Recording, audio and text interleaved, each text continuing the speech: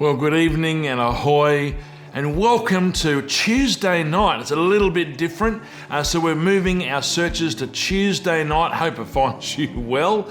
But we are starting a series just tonight, a three-parter in the search, but talking about the search for Easter. Can you believe it that Easter is only 3 weeks away? I guess we've been seeing Easter eggs in the shops now for 3 months, but that's the way. But we are so close, and we just want to take some time together as a bit of a search family, looking at some of the great questions that we have in and around Easter, and looking, I guess, for a sense of meaning, a sense of truth, what is real, what is relevant, and we just love to be able to do that together as a part of a search community. Hey, as part of our search community, thank you for all those people who are liking, commenting, and sharing. It means the world to me that you would do that. We're seeing some fantastic traction in this space, and some of the people who are sharing and commenting back, and we're hearing, maybe not even just in the direct comments bar now, but incidentally and anecdotally, that it really is making a difference, and we trust that that is true for you, and thank you in advance for sharing, for commenting, and for helping others maybe receive some of the things that you are receiving yourself. It really is a mark, isn't it, of our community, both the search community and our wider community, when we get to share the good things that we have together. So I bless you for doing that. So Easter Part 1, I had this funny title. It was called, I think it's funny, but it was like Eggs, Bunnies, and the Truth. And I wanted to have just a couple of minutes to share and reflect with you in and around this Easter tradition now of chocolate, yay, but in the form of bunnies and eggs. And I guess just trying to put some meaning, maybe dispelling some myth in and around this. And as I'd like to start by saying, you know what, guys, my challenge to you when it comes to particularly those who are watching with a Christian faith persuasion is to ask you this: how robust is your faith when it comes to Easter? How honest, how pliable actually is your faith when it comes in around the concepts of Easter, or indeed Christmas, or some of the things that we have actually held dear for many, many years as part of our theology, doctrine, or even just our culture? Is your faith able to be poked and prodded a little bit? Is your faith able to be given a bit of a shove, a bit of a fact check? Is your faith in a position to be tested and still come up shiny and robust and healthy? Or does it, when your faith gets shoved, or someone asks us uncomfortable questions, or someone reflects either negatively or maybe with some accusation on us, we come up sharp? We come up hard, we come up lashing back because we go, don't you dare question, etc., etc. I'd love to think that my faith, I'd love to think that the faith that I see developing in brilliant churches all around our city, all around our country, is really robust, is really healthy, and is not opposed to someone asking the hard questions of it, isn't opposed to someone poking and prodding and questioning maybe some of the things that we have held true to be for a long, long time. And I guess one of the areas that some Christians can get upset about is the predominance of eggs and bunnies in and around a time where we celebrate not only the death of Jesus, but the death of death. And the fact that we can say that it is the death of death because while Jesus died, we are very much so a people of Easter Sunday, and he is alive, and with him we are alive. So I wonder if we are in a position to be able to say, you know what, we can take our faith when it comes to Easter and say, you know what, we are not in the world, we are in the world, not of the world. And so we can enjoy bunnies and eggs, we just don't have to make them the central piece of our celebration. Me personally, I love a chocolate Easter egg. I think that they are the best chocolate I get all year. And if you put Smarties inside of it and you can shake it, that takes me back to my childhood, and I'm one happy bloke.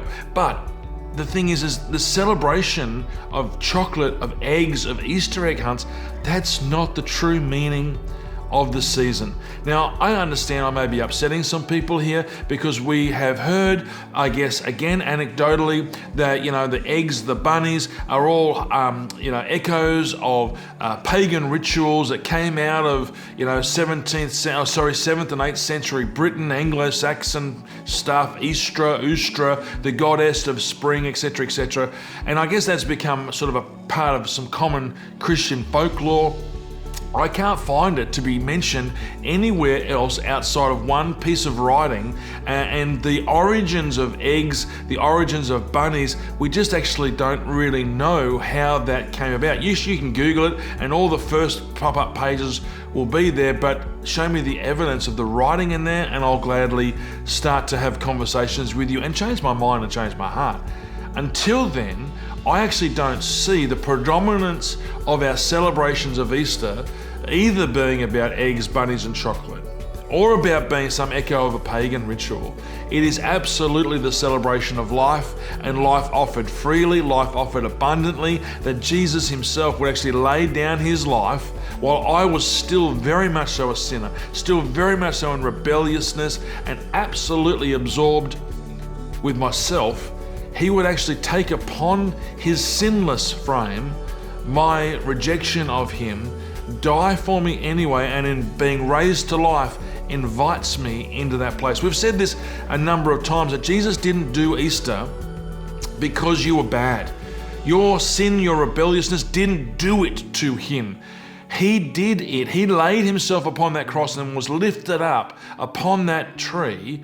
He was lifted up because of our value to him, because of our meaning and worth to him, and because he knew that there was something in our created purpose, made on purpose for a purpose, that was absolutely worth coming and redeeming. He says that about me. He says that about you. And this is the essence of Easter. So if when we make it all about eggs and chocolate, we diminish some of that, but I don't think we need to dismiss the eggs and the chocolate in order to elevate the actual truth.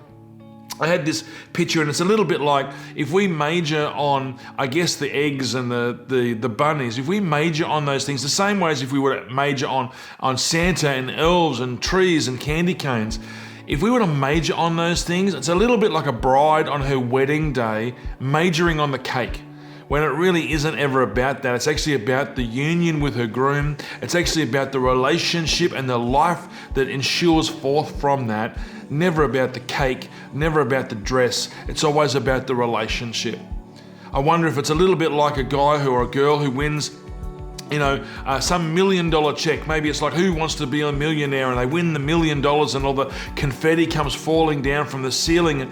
And instead of taking the check and taking it home, instead of opening up that blessing, that windfall that they got basically just from winning a game, that they actually don't spend it. It doesn't change their life and it doesn't change the lives around them. Instead, they end up scooping up in the garbage bags the confetti which fell from the ceiling. And I think you would know that what had the potential to change their life and the lives of countless people around them with $1 million, it didn't. It actually ended up just being a couple of garbage bags full of paper confetti.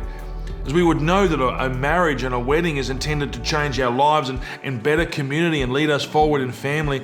And if we end up spending our whole time focusing on the cake, we never really get the essence, the power, the beauty, the purpose of what that is to be about. So I'd say this, and let me pray for you, but I'd say this: if you guys like Easter eggs and bunnies and Easter egg hunts, go for it. Just don't make that the main thing in the season. If you like Santa, the same thing. You can have Santa, you can have a Christmas tree, just don't worship them. Make sure that Jesus and the death of death and an invitation to life is actually the centerpiece of our celebration. Hey, can I pray with you?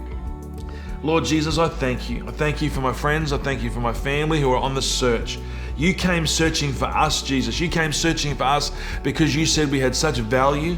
You said we had such a purpose. You said that we belong to you. And you said that there is actually a place where you accept us in because of what you laid down. And I thank you for that.